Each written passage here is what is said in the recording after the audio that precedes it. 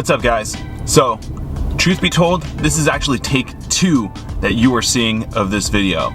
So this is like vlog 3.2a. Hopefully we don't need anything else after that, but let's see how it goes. So, I actually had to take what I initially wanted to talk about, apply it to my own plans and goals, and kind of like have a taste of my own medicine in a way. So hopefully this will have a little bit more impact than the video I had edited down and ready to go, and hopefully it makes a little bit more sense now that we're doing a little take 2, and the same process will apply, the same topic's going to be covered, but I had to put myself through it. So you know, preaching to the choir here. Let's do it. So it's kind of becoming standard protocol.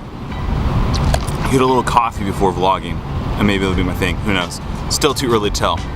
What's most importantly is this is actually from Augie's, and Riverside actually has some really bomb coffee. If you haven't been to Augie's and you've been in the downtown Riverside area, I highly recommend checking it out.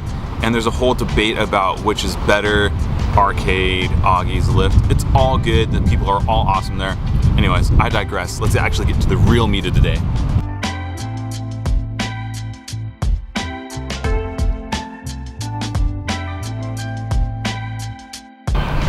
Alright guys, so I wanted to talk about a 4-step process that you can apply to your life and your goal setting to make sure you get on track and that you see yourself to success. The first one is going to be opportunities. We'll use the real life example of this video. Version 2, by the way. This video was an opportunity to share with you guys something I've thought through and kind of applied to my own life. I had to identify that opportunity though.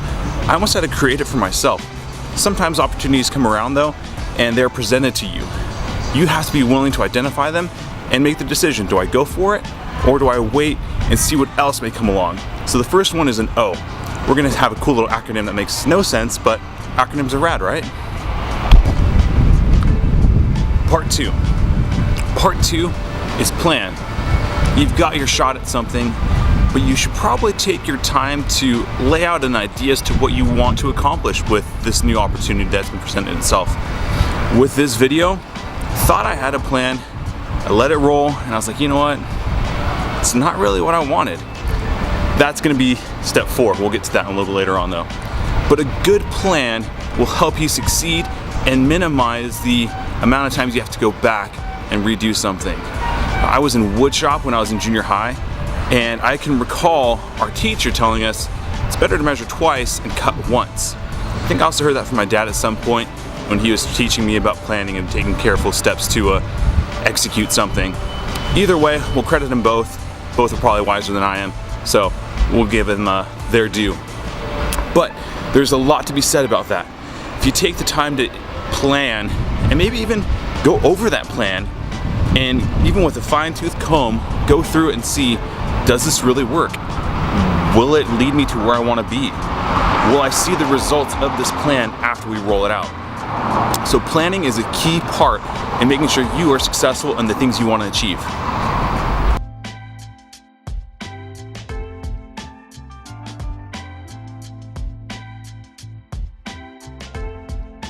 Step 3. This is going to be execution. This is where your opportunity and your plan are going to come together, and this is where you got to make something happen. I want to warn you, in the planning phase, don't get caught there. It can be very easily a trap and actually a hindrance and a roadblock to you achieving what you want to see come out in your life. And so don't sit there refining and taking a fine-tuned comb over and over and over again on this thing. It's your plan, make it happen, get going, and then we'll talk about step 4 and then the refinement process after that. Step 4, it's the last and final step. I think it's the most crucial when you're rolling out a plan, when you're executing something to move you toward an opportunity and seeing yourself successful. The last step is your takeaways. You've got to be able to look at how your plan went, how your execution rolled out, and evaluate, did this go as planned?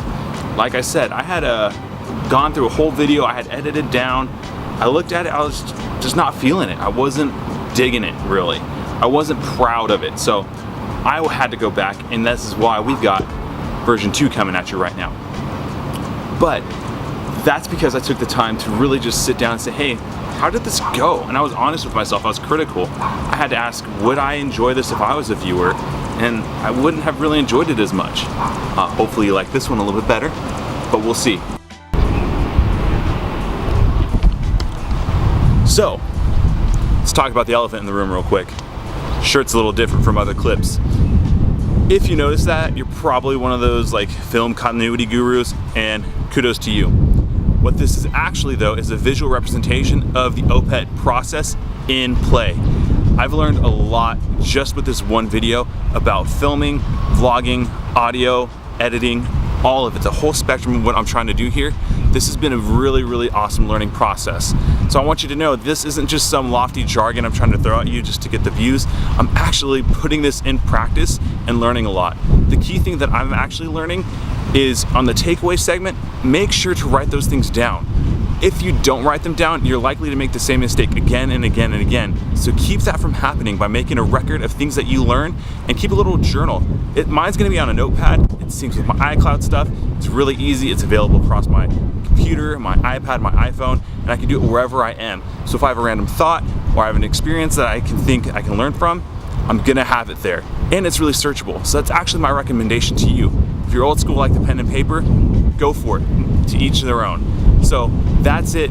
I just want to leave you with that closing thought, and we'll see you next time.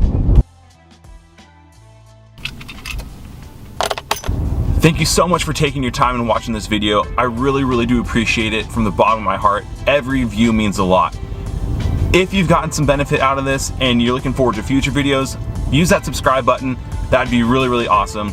And if you think somebody else could benefit from these videos, take that share link and put it in your favorite social media platform. Twitter, Facebook, MySpace, maybe?